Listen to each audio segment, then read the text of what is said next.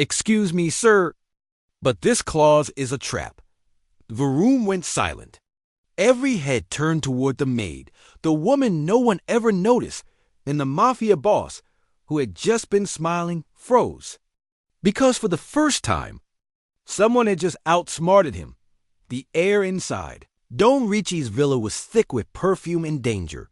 Golden chandeliers glowed over a dinner table, lined with men in suits and eyes that never smiled. Power, wealth, and fear were the only guests truly invited here. And yet, there she was, Naomi Brooks, the maid no one ever spoke to. She moved quietly between them, refilling glasses, folding napkins. Her every motion practiced and invisible. Invisible.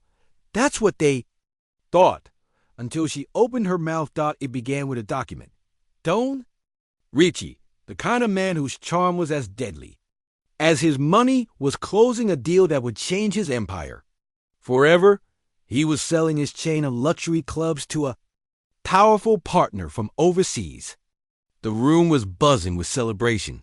Ricci leaned back in his chair, cigar in hand, and said, "Gentlemen, this is history." The lawyer slid the papers across the table, his pen gleaming like a dagger, but Naomi, who was clearing the table nearby, glanced at the top page. Just one glance. Her eyes moved fast, quietly scanning the text as she poured the last of the wine, and then she froze. Her breath caught. The words in front of her weren't just legal jargon. They were a death sentence. For him, the clause was subtle. Hidden in fine print. It stated that if Don Ricci signed, he wouldn't just sell his clubs. He'd surrender control of his entire financial estate. Everything. His businesses, his accounts, his property, all of it. He was being played. Naomi hesitated. She wasn't supposed to be reading anything. Maids don't correct millionaires, and they definitely don't interrupt mafia bosses, but her conscience screamed louder than her fear. She stepped closer, her voice trembling. "Excuse me, sir." The room fell silent. 12 men looked up, eyes sharp, suspicious. Ricci's brow furrowed. "What?" She swallowed. "That clause on page 3. It's a trap." For a moment, no one breathed. Then the room exploded in laughter. The lawyer smirked. A maid giving legal advice? How charming, but Naomi didn't flinch. "You should read it again, sir. Clause 7b.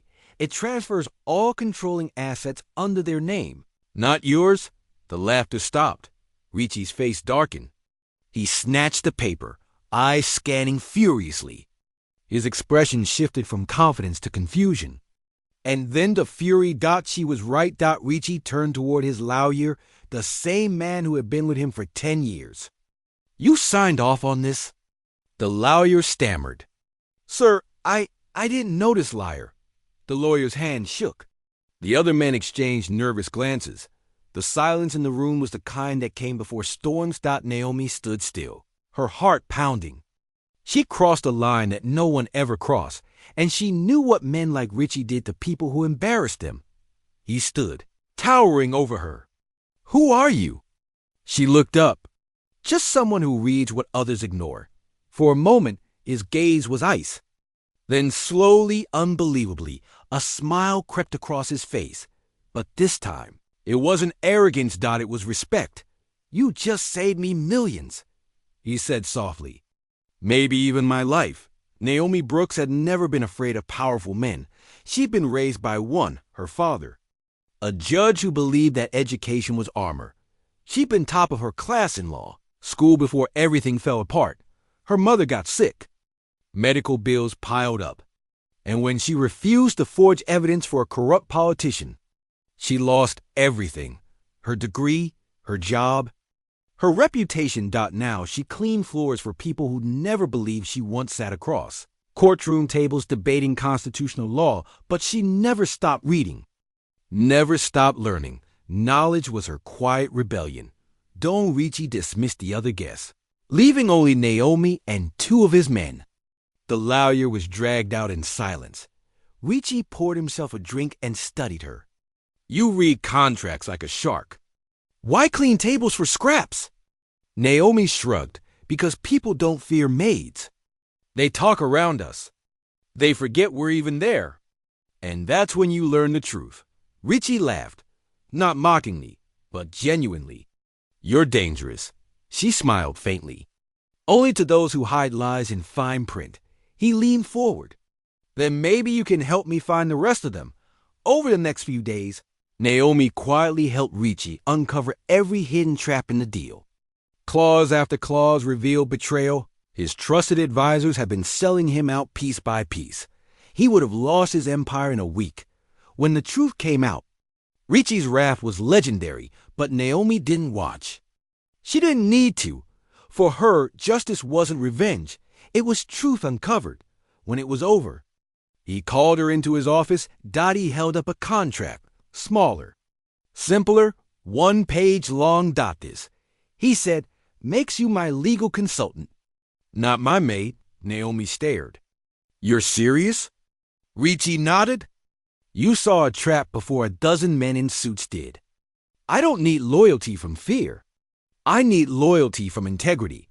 Her hands trembled as she took the pen. Only if I can read every clause. He smirked. I'd be offended if you didn't.